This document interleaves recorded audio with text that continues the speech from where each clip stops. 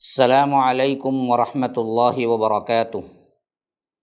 ان الحمد للہ نحمده ونستعینه ونستغفره ونؤمن به ونتوکل علیہ ونعوذ باللہ من شرور انفسنا ومن سیئات اعمالنا من يهده اللہ فلا مضل له ومن يضلل فلا هادی له واشهد ان لا الہ الا اللہ وحدہ لا شریک له واشهد ان محمدا عبده ورسوله اما بعد فان خير الحديث كتاب الله وخير الهدي هدي محمد صلى الله عليه وسلم وشر الامور محدثاتها وكل محدثة بدعة وكل بدعة ضلالة وفي رواية وكل ضلالة في النار۔ فاعوذ باللہ السمیع العلیم من الشیطان الرجیم من ہمزہ ونفثہ ونفخہ هو الاول والآخر والظاہر والباطن اللہم ارنا الحق حقا وارزقنا اتباعہ وارنا الباطل باطلا وارزقنا اجتنابہ اللہم علمنا ما ينفعنا وانفعنا بما علمتنا وارزقنا علما رب اشرح لی صدری ویسر لی امری واحلل عقدۃ من لسانی یفقہوا قولی۔ برادران اسلام، واجب الاحترام بزرگوں، دوستوں، عزیز ساتھیوں، لائق احترام ماؤں اور بہنوں، العقیدۃ الاسلامیہ اس عنوان کے تحت MSLA لائف ٹی وی کے ذریعے صحیح عقیدہ کیا ہے اور امت مسلمہ میں عقیدے کا بگاڑ کن کن ذرائع سے ہوا اور وہ کون سے ایسے عمل اور نظریات ہیں جو کہ مسلمانوں میں عام ہیں لیکن وہ شرک ہیں اور اس سے بچنا ضروری ہے، اس پر گفتگو کرتے ہوئے میں نے کئی الفاظ کی نشاندہی کی کہ یہ الفاظ اور یہ نظریات ہم اللہ کے علاوہ بہت سے نبیوں کو یا ولیوں کو یا انسانوں کو یا صلحاء کو یا علماء کو یا نیک لوگوں کو مانتے بھی ہیں اور اس عقیدے کو سمجھتے ہیں کہ اس سے اسلام اور ان کے دین اور ایمان پر کوئی فرق نہیں پڑتا، حالانکہ وہ شرک ہے۔ اسی تسلسل کے اعتبار سے آج میں ایک اہم ترین عنوان لے کے آپ کے سامنے حاضر ہوا ہوں، وہ ہے اللہ تبارک و تعالی اپنی ذات کے اعتبار سے کہاں ہے۔ اب دیکھیے، ایک اہم ترین عقیدہ جس کو سمجھنا اور سیکھنا چاہیے، جس کی بنیاد پر جنت اور جہنم کا فیصلہ ہوگا، ہم نے کس سستی کے ساتھ بس روایات یا بزرگوں کی باتوں میں آ کر یہ عام طور پر عقیدہ ہمارے اندر پیدا ہو چکا۔ اللہ ہر جگہ ہے، آپ عالم سے پوچھیں یا جاہل سے پوچھیں یا عوام سے پوچھیں، سب اس بارے میں یکساں قائل نظر آتے ہیں کہ آپ پوچھیں کہ اللہ کہاں ہے؟ اللہ تبارک و تعالیٰ تو ہر جگہ ہے۔ اللہ تبارک و تعالیٰ تو کیا ہے؟ دل میں ہے۔ اللہ تبارک و تعالیٰ فلاں ہے۔ تو یہاں پر اللہ تبارک و تعالیٰ ہر جگہ ہے کا عقیدہ اتنا عام ہے کہ ہمارا بچہ بھی وہی بولتا ہے، بوڑھا بھی وہی بولتا ہے، عوام بھی وہی بولتی ہے اور عالم بھی وہی بولتا ہے، حالانکہ یہ سراسر قرآن سے اور حدیث سے ٹکرانے والا عقیدہ ہے اور اتنا بڑا شرک ہے، اس سے بڑا شرک کائنات میں کبھی نہیں ہوا۔ اس کی مثال آپ سمجھیں، یہودی اور نصرانی جو بعد میں اللہ تبارک و تعالیٰ کی وحدانیت سے منحرف ہوئے، جبکہ ان کے انبیاء جب ان کے درمیان آئے تو صحیح عقیدہ توحید ہی پیش کیا، کیونکہ ہر نبی نے اپنی امت کو توحید ہی پیش کیا۔ وَلَقَدْ بَعَثْنَا فِي كُلِّ أُمَّةٍ رَسُولًا أَنِ اعْبُدُوا اللَّهَ وَاجْتَنِبُوا الطَّاغُوتَ، ہم نے ہر امت میں جو رسول بھیجا ان کی ایک ہی دعوت تھی کہ اللہ ایک کی عبادت کرو، توحید ہی اصل مضمون۔ لیکن ان لوگوں نے آگے چل کر ان کے نظریات میں، ان کے عقیدے میں شرک کیسے داخل ہوا؟ اللہ تبارک و تعالی اس کا ذکر کرتے ہوئے کہتا ہے کہ قالت الیہود عزیر ابن اللہ وقالت النصارى المسیح ابن اللہ ذلک قولہم بافواہہم، یہودی کہتے ہیں کہ عزیر اللہ کے بیٹے ہیں اور عیسائی کہتے ہیں کہ عیسیٰ اللہ کے بیٹے ہیں، دونوں ان کے منہوں کی باتیں ہیں۔ اور اس سلسلے میں اللہ تبارک و تعالی خالی انہوں نے اللہ کے جز کو دو ٹکڑے کیا، بیٹا بھی ہے رب بھی ہے، اور عیسائیوں نے تین کیا، بیٹا بھی ہے ماں بھی ہے رب بھی ہے، یا جبرائیل ہے بیٹا ہے رب ہے۔ بہرکیف ان کا اپنا مسئلہ کیا تھا، ثالث ثلاثہ۔ اللہ تبارک و تعالی نے صاف کہا لقد کفر الذین قالوا ان اللہ ثالث ثلاثہ، بے شک ان لوگوں نے کفر کیا، کافر ہو گئے وہ لوگ جنہوں نے کہا کہ اللہ تینوں میں کا ایک ہے۔ کفر الذین قالوا ان اللہ، جنہوں نے تین کیا اللہ نے ان کے لیے کافر ہونے کا کیا ہے صاف طور پر اعلان کر دیا۔ جنہوں نے ایک کہا ان کے لیے بھی کیا ہے کافر ہونے کا، یعنی ایک ٹکڑا الگ کیا، بیٹا ہونے کا اقرار کیا یہودی، ان کے لیے بھی اللہ تبارک و تعالی نے مذمت کی، کافر ہونے کا اعلان کیا، حتیٰ کہ اس حد تک کہ فرمایا کہ قالوا اتخذ اللہ ولدا، یہ بدبخت کہتے ہیں کہ اللہ نے اپنا بیٹا بنا لیا ہے۔ دوسری جگہ فرمایا سورہ مریم کے آخری آیات میں وقالوا اتخذ الرحمن ولدا، یہ بدبخت کہتے ہیں کہ رحمان کو اولاد ہے۔ لقد جئتم شیئا ادا تکاد السماوات یتفطرن منہ وتنشق الارض وتخر الجبال ہدا ان دعوا للرحمن ولدا، قریب ہے کہ ان کے اس قول کی وجہ سے یہ اتنا عظیم ترین، اتنا بڑا، اتنا خطرناک ہے کہ تکاد السماوات یتفطرن منہ، آسمانوں کے اندر یہ قول اگر جائے تو ٹکڑے ٹکڑے ہو جائیں آسمان کے، اس قول کی وجہ سے آسمان ٹکڑے ٹکڑے ہونے کو ہے۔ تکاد السماوات یتفطرن منہ وتنشق الارض، زمین شق ہو جائے، تڑک جائے، وتخر الجبال ہدا، اور پہاڑ روئی بن کے اڑے، ان دعوا للرحمن ولدا، کہ یہ بدبخت رحمان کو اولاد مانتے ہیں۔ کائنات میں اس قول کی وجہ سے یہ تغیر پیدا ہو جائے تو کوئی بڑی بات نہیں ہے۔ اللہ تبارک و تعالیٰ کہتا ہے یہ اتنا بڑا قول ہے کہ رحمان کو اولاد ہے۔ تو جنہوں نے تین ٹکڑے کیا، جنہوں نے تین میں کا ایک کہا، جنہوں نے بیٹا کہا، اللہ تبارک و تعالیٰ ان کو کافر کہا، اور یہ بہت بڑا اللہ کے اوپر بہتان کہا، جو کہتے ہیں کہ اللہ ہی کائنات ہے، کائنات ہی اللہ ہے، جو نظر آتا ہے وہ سب کچھ اللہ ہے، تو وہ کتنا بڑا شرک ہے۔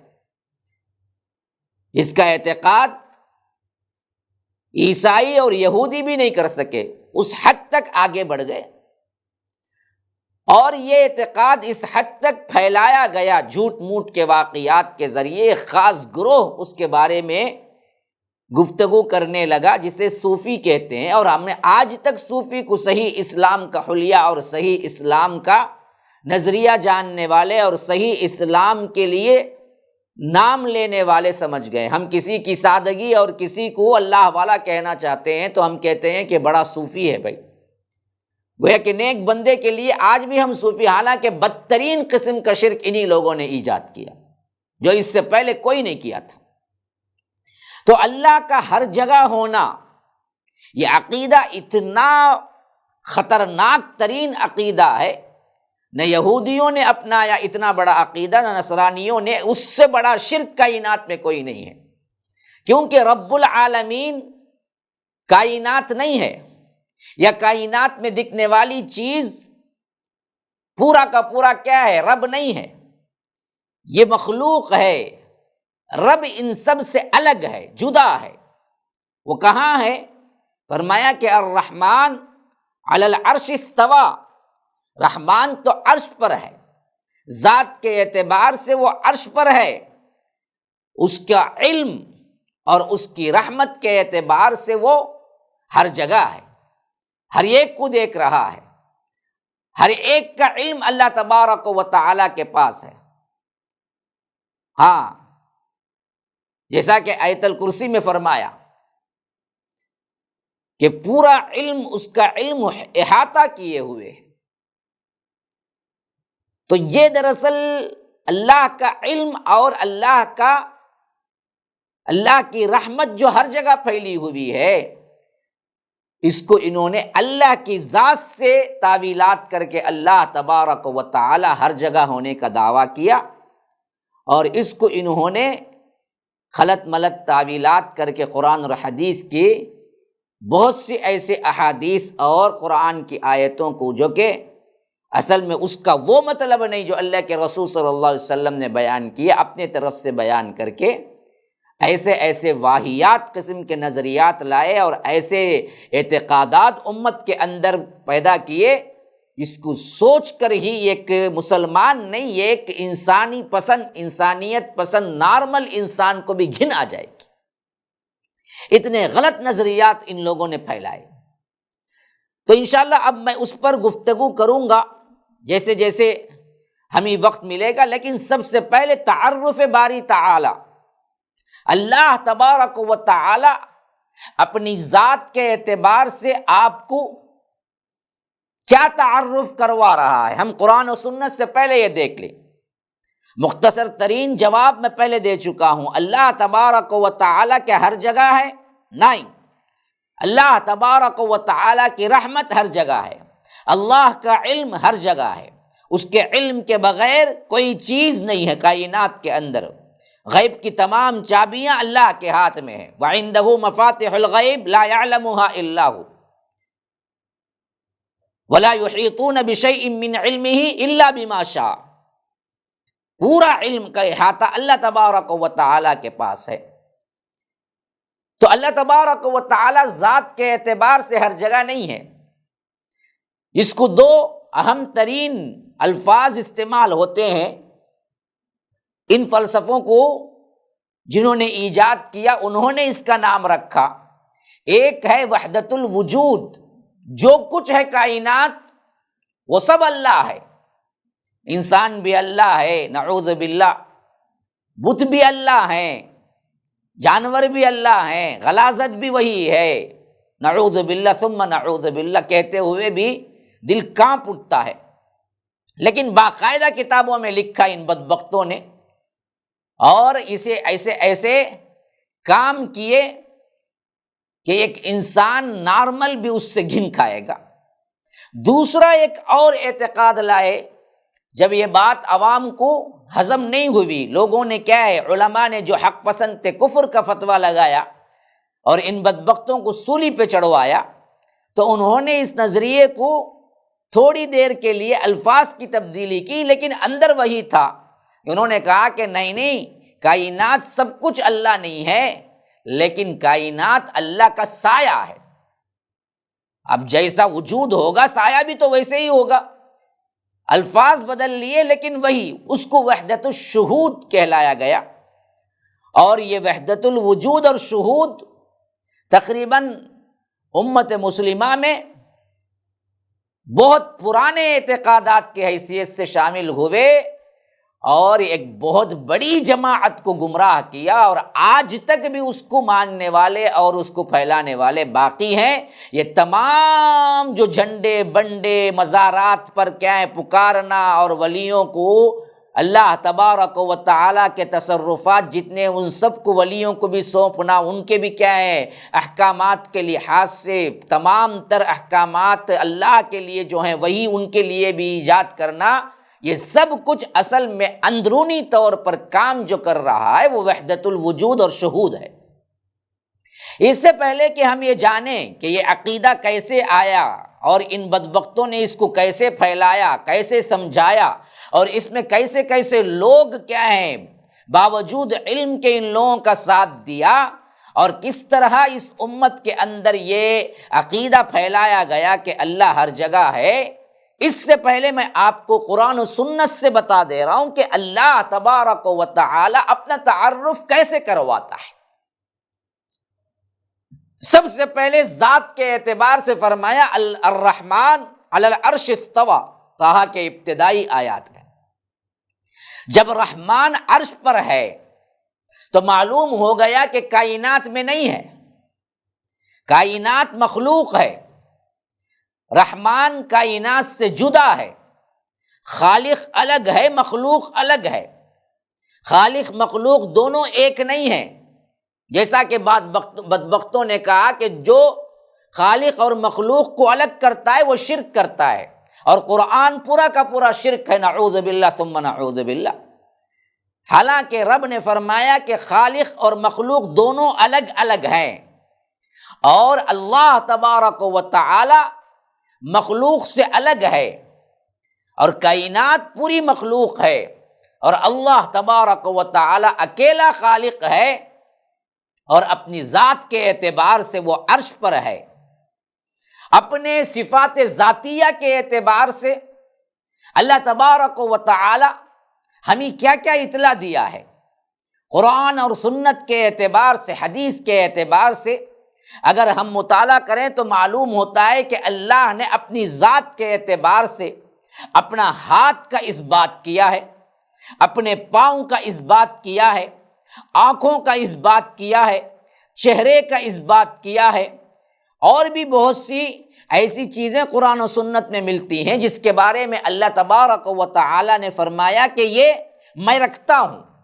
تو معلوم ہوا کہ اللہ تبارک و تعالی کے جتنے بھی ذاتی صفات آئے ہیں ان کو ویسے ہی جیسے اللہ نے کہا من و عن، بغیر کوئی تعویل کے مان لینا ہی یہ اللہ تبارک و تعالی کی توحید ہے۔ اس میں اپنی عقل سے کوئی چیز آپ نہ رد و بدل کر سکتے ہیں، کیونکہ سورہ شورى آیت نمبر 11 میں صاف کہہ دیا اللہ نے جو بھی ذاتی اس بات میں اپنے لحاظ سے ہم کو اطلاع دی کہ میرے لیے آنکھ ہے، میرے لیے ہاتھ ہے، میرے لیے کیا ہے پیر ہے، تو یاد رکھو ان تمام کے لحاظ سے اصول بتلا دیا کہ لیس کمثلہ شیء، یہ سب کچھ اللہ کے لیے خاص ہے، اس جیسی کوئی چیز نہیں ہے۔ اللہ کو ہاتھ ہے لیکن وہ ہاتھ نہ انسانوں جیسا ہے، نہ کوئی اور ہاتھ جیسا ہے، نہ دنیا میں اس کی کوئی مثیل ہے، نہ دنیا میں کوئی تمثیل ہے، کوئی مثال ہے، کوئی تشبیہ ہے، نہ اس کو تحریف کر سکتے ہیں، نہ تعطیل کر سکتے ہیں، نہ انکار کر سکتے ہیں، نہ تعویل کر سکتے ہیں، نہ مثال دے سکتے ہیں۔ اللہ کو ہاتھ ہے لیکن کیسے ہے کسی کو نہیں پتا۔ اب اس نظریہ اور یہ عقیدہ جو قرآن و سنت پیش کرتا ہے، صاف اس سے معلوم ہو جاتا ہے کہ خالق اور مخلوق دونوں بالکل مختلف ہیں، اور یہ بدبخت جو بنائے کہ خالق اور مخلوق دونوں ایک ہیں، ان کے لیے زوردار تھپڑ تماچا ہے۔ اسی واسطے اللہ نے صاف کہہ دیا کہ لیس کمثلہ شیء، کہ اللہ اور مخلوق بالکل الگ ہیں، اس جیسی کوئی چیز نہیں، حتیٰ کہ مثال بھی نہیں دے سکتے۔ ایک ہونا تو بہت دور کی بات ہے۔ بدبخت صوفیہ نے، ان بدبختوں نے اس حیثیت سے اسلامی عقیدے کے اندر ایسے ایسے فاسد عقائد نکالے کہ اللہ کا وجود، انسانوں کا وجود، کائنات کا وجود، غلاظت اور اچھائی سب کچھ ایک وجود ہے، جو دو وجود کو مانتا ہے وہ مشرک ہے، اس حد تک کہا۔ تو اللہ تبارک و تعالی سب سے پہلے اسی بات کی تردید کر رہا ہے کہ مجھ جیسا کوئی نہیں ہے، نہ میری مثال دی جا سکتی ہے۔ فلا تضربوا للہ الامثال، اللہ کے لیے کوئی مثال بھی نہیں دی جا سکتی۔ مخلوق کے جسم و اعضاء کی حیت و ترکیب اور کارکردگی وغیرہ تو ہم جانتے ہیں، مگر اللہ کے وجود، اعضاء اور اس کے اعتبار سے جو اطلاع ہمیں کتاب و سنت سے اس کی ذات کے بارے میں ملی ہے، اس کی حقیقت سے نہ ہم واقف ہیں نہ ہم اس کی تعویل کر سکتے ہیں، کیونکہ سراپا الغیب ہے اللہ ہمارے لیے۔ اللہ کو کوئی دیکھا نہیں دیکھا، اس دنیا میں کسی نے دیکھا اللہ کو نہیں دیکھا۔ جنہوں نے اس میں چور دروازے نکال کے اپنے ولیوں کے لحاظ سے، اپنے کسی اور کے لحاظ سے، اپنے صلحاء کے لحاظ سے یہ نظریہ گھڑا کہ اللہ کو انہوں نے دیکھا، یہ سراسر جھوٹ ہے۔ حتیٰ کہ اللہ کے رسول صلی اللہ علیہ وسلم کے بارے میں بھی اماں عائشہ کی روایت میں پیش کر چکا ہوں، جس نے کہا کہ اللہ کے رسول نے اللہ کو دیکھا، وہ جھوٹا ہے، میرا قول نہیں، اماں عائشہ رضی اللہ عنہا کا۔ تو صاف بتا دیا گیا کہ اللہ پورا کا پورا الغیب میں ہے، اسے کوئی نہیں دیکھا، تو اس کی کوئی صفت ہم اپنے طور پر سمجھ ہی نہیں سکتے۔ ہم ماننا ہے، سمجھنا نہیں ہے، کیونکہ وہ خالق ہماری عقلوں سے ماورا ہے، ہماری عقلوں میں آنے والا نہیں ہے، اس کے پیچھے پڑو گے گمراہ ہو جاؤ گے۔ اسی لیے صحابہ سلف جب تک یہ جماعت، یہ گروہ رہی، انہوں نے کبھی ذات خداوندی کے اندر غور و فکر نہیں کیا، کبھی انہوں نے اپنی سوچ کے مطابق ذات خداوندی میں اپنے اپنے خیالات کو نہیں لایا۔ حتیٰ کہ صحابہ کا پورا دور جبکہ اللہ کے رسول صلی اللہ علیہ وسلم تھے، اس وقت بھی انہوں نے کوئی سوال نہیں کیا اللہ کی ذات کے بارے میں۔ جیسے اعلان ہوا، جیسے بتایا گیا، مان لیا گیا، یہ نہیں پوچھا گیا کہ یہ کیسے ہے۔ جیسے کہ بعض بدبخت آج بھی دراصل تعویلات کا جھانسا دے کر اللہ تبارک و تعالیٰ کے عرش پر ہونے کی نفی کرتے ہیں۔ یاد رکھیے یہ بہت بڑا گناہ ہے، صحابہ نے جو کام نہیں کیا وہ کام تم کر رہے ہو، بہت بڑی بدعت ہے۔ عام طور پر یہ مغالطہ دیا جاتا ہے کہ دیکھو جی اگر ہم اللہ کو عرش پر مان لیں پھر تو عرش دراصل بڑا ہو گیا اور اللہ دراصل چھوٹا ہو گیا، نعوذ باللہ۔ کیونکہ کوئی بھی چیز کسی کے اندر سما سکتی ہے تو جو چیز ہے وہ بڑی ہوتی ہے، جس کے اندر آ گئی وہ چیز چھوٹی ہوتی ہے۔ جبکہ اللہ تبارک و تعالی نے تو ہمیں سکھایا ہے اللہ اکبر، اللہ سب سے بڑا ہے، اللہ کبیر نہیں، اللہ بڑا ہے۔ جبکہ اکبر کا صیغہ آیا ہے جس کا مطلب یہ ہے کہ سب سے بڑا ہے۔ جب اللہ سب سے بڑا ہے اور اللہ عرش پر ہے تو عرش بڑا ہو گیا، اللہ چھوٹا ہو گیا، تو اس واسطے ہم اللہ عرش پر ہے نہیں مانتے۔ جیسا کہ الیاس گھمن جو اپنی حنفیت کے دعوے میں اور اپنے اعتقادات کے دعوے میں بڑے مشہور متکلم اسلام کے لقب سے نوازے جاتے ہیں، یہ بیٹھ کے اپنی محفل میں لوگوں کو سمجھا رہے ہیں، اللہ تعالیٰ نیک توفیق دے انہیں، اپنی مذہب کی تعصب میں قرآن اور حدیث کو توڑ موڑ کے پیش کرنے والا ایسا آدمی ہے کہ اس سے بڑی جراءت شیطان کو بھی نہیں ہوئی ہوگی۔ حنفیت کی تائید کے لیے قرآن سنت کو اس طرح بگاڑتا ہے، میں سمجھتا ہوں کہ بڑے بڑے گمراہ اور بڑے بڑے نافرمان کو بھی یہ جراءت نہیں ہوگی، لیکن یہ جراءت آج میڈیا کی دنیا میں بیٹھ کے انسان کر رہا ہے، کوئی پوچھنے والا نہیں، اور الٹے لقب مل رہے ہیں متکلم اسلام۔ ان کی ویڈیو میری نظر سے گزری، وہ عوام کو بٹھا کے سمجھا رہے ہیں، دیکھو جی اصل میں ہم اللہ کو عرش پر کیوں نہیں مانتے؟ ارے بدبخت، اللہ کو عرش پر تو ماننا ہے یا نہیں ماننا ہے، سوال یہ نہیں ہے کتاب و سنت کیا کہہ رہے ہیں، یہ دراصل سوال ہے۔ تیری عقل میں آئے یا نہ آئے، رب کیا کہہ رہا ہے، حدیث کیا کہہ رہی ہے، قرآن کیا کہہ رہا ہے، بس اتنا سوال ہے۔ تمہاری عقل کی توجیحات، تمہارے عقلی گھوڑے دوڑانے کی کوئی ضرورت نہیں ہے۔ اللہ نے کہا کہ الرحمن علی العرش استوى، اللہ عرش پر ہے تو ہم کو ماننا ہے، عرش پر ہے، عرش چھوٹا ہے، اللہ ہی بڑا ہے، یہ اعتقاد کے ساتھ ہم مانتے ہیں کہ اللہ عرش پر ہے۔ یہ کیسے ممکن ہوگا؟ ہماری عقلوں میں نہیں آ رہا، کیونکہ اگر میں چیئر پہ بیٹھ کے آپ کو درس دے رہا ہوں، یہ چیئر آپ کو دکھ رہی ہے تو چیئر بڑی ہے اور میں اپنی ذات سے چھوٹا ہوں، تبھی میں چیئر کے اندر آیا ہوں، تو عقل والا کہے گا کہ یہ بات ہماری عقل سے سمجھ ہی نہیں آ سکتی کہ عرش چھوٹا ہے پھر بھی اللہ اس پر ہے تو کیسے؟ ہاں تمہاری عقل میں سمجھ میں نہیں آئے گی، اور اللہ کی ذات وہ ہے جو تمہاری عقلوں میں سمجھ نہیں آئے گی۔ اللہ تمہاری عقلوں سے ماورا ہے، لیکن اللہ بڑا ہے لیکن عرش پر ہے۔ یہی عقیدہ ہمیں ملا۔ تو اس کو سمجھاتے ہوئے وہ کہتا ہے کہ دیکھو اللہ عرش پر ہے، کہہ دیں گے تو عرش بڑا ہو گیا، اللہ چھوٹا ہو گیا۔ اس واسطے ہم کہیں گے کہ اللہ تبارک و تعالی عرش پر نہیں ہے۔ اب اس بدبخت کو کون سمجھائے؟ جب اللہ تبارک و تعالی عرش پر نہیں ہے پھر بھی وہی بات تو آتی ہے نا، پھر کہاں ہے؟ پھر کہاں ہے؟ پھر کہے گا کہ پوری کائنات میں ہے، پھر بھی وہی سوال آ کے کھڑا ہو گیا نا کہ پوری کائنات میں جب اللہ ہے تو معلوم ہوا کہ تب کائنات بڑی، اللہ چھوٹا ہے۔ وہی بات جو عرش کے لیے تم نے کہا تھا وہی بات پھر آ گئی سامنے۔ اب یہ کون سمجھائے اس بدبخت کو؟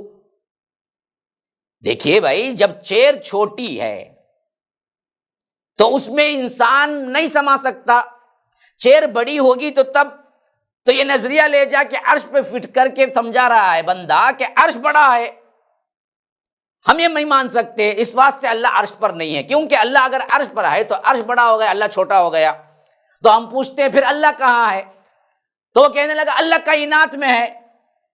جب اللہ کائنات میں ہے تو پھر بھی کائنات بڑی ہو گئی، اللہ چھوٹا ہو گیا۔ اسی واسطے ہم کہتے ہیں کہ عقلی گھوڑے نہ دوڑاؤ، اپنی عقل سے نہ سمجھو۔ اللہ دراصل سب سے بڑا ہے لیکن عرش پر ہے، عرش چھوٹا ہے، اللہ بڑا ہے۔ یہ سبق تمہیں ملا ہے اور تمہارا اعتقاد ہے، تمہارا عقل نہیں چلتی، تمہاری عقلوں کے لیے اللہ تبارک و تعالی کیا نہیں ہے؟ سمجھ میں آنے والی چیز نہیں ہے۔ وہ ذات اپنی حیثیت سے عرش پر مستوی ہے، اپنی شان ہے۔ عقل کی تعویل کے اندر آنا ضروری نہیں ہے، لیکن رب نے جو کہا، نبی نے، اب یہ سوال صحابہ کو نہیں آیا۔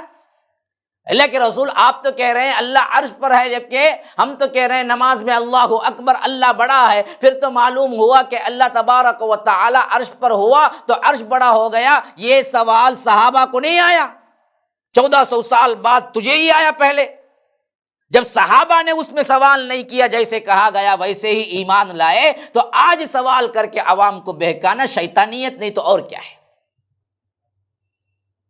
اللہ تبارک و تعالیٰ کو تم عرش پر بڑا ہونے کے اعتبار سے نہیں مانتے ہو، اس واسطے کہ اللہ عرش پر ہے۔ جب کائنات میں ہے تو جب کائنات بھی تو بڑی ہو گئی، اللہ چھوٹا ہو گیا۔ جب تمہاری عقلوں سے بھی جواب نہیں بن پڑتا ہے تو پھر تو حدیث اور قرآن میں جو بات آئی ہے اسی کو مان لو۔ الرحمن علی العرش استوى، اللہ تبارک و تعالی عرش پر ہے۔ اب یہ بات کیسے سمجھ میں نہیں آ رہی؟ نہیں آئے گی۔ سمجھنے کی دعوت کبھی نہیں دی گئی، ایمان لانے کی دعوت دی گئی ہے۔ اللہ کو سمجھنے کی دعوت کہیں نہیں دی گئی، اللہ پر ایمان لانے کی دعوت دی گئی کہ اللہ تبارک و تعالی اکیلا تنہا ذات کے اعتبار سے عرش پر ہے۔ تو اب یہ بات سمجھ لینے کے بعد آگے آئیے، اصل میں آپ کو بتا رہا تھا کہ اللہ اپنے اعتبار سے تعارف کیسے دیتا ہے۔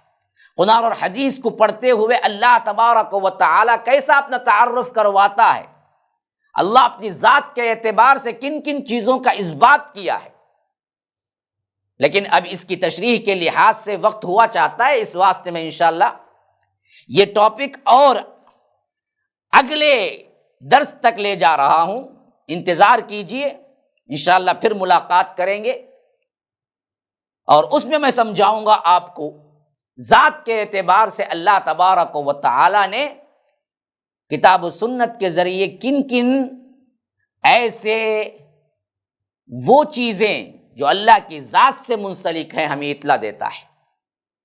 تب تک کے لیے اجازت دیجیے، ھذا وباللہ التوفیق، وصلی اللہ وسلم علی نبینا محمد۔ اسأل اللہ لی ولکم ولسائر المسلمین من کل ذنب فاستغفروہ انہ هو الغفور الرحیم، والسلام علیکم ورحمۃ اللہ وبرکاتہ۔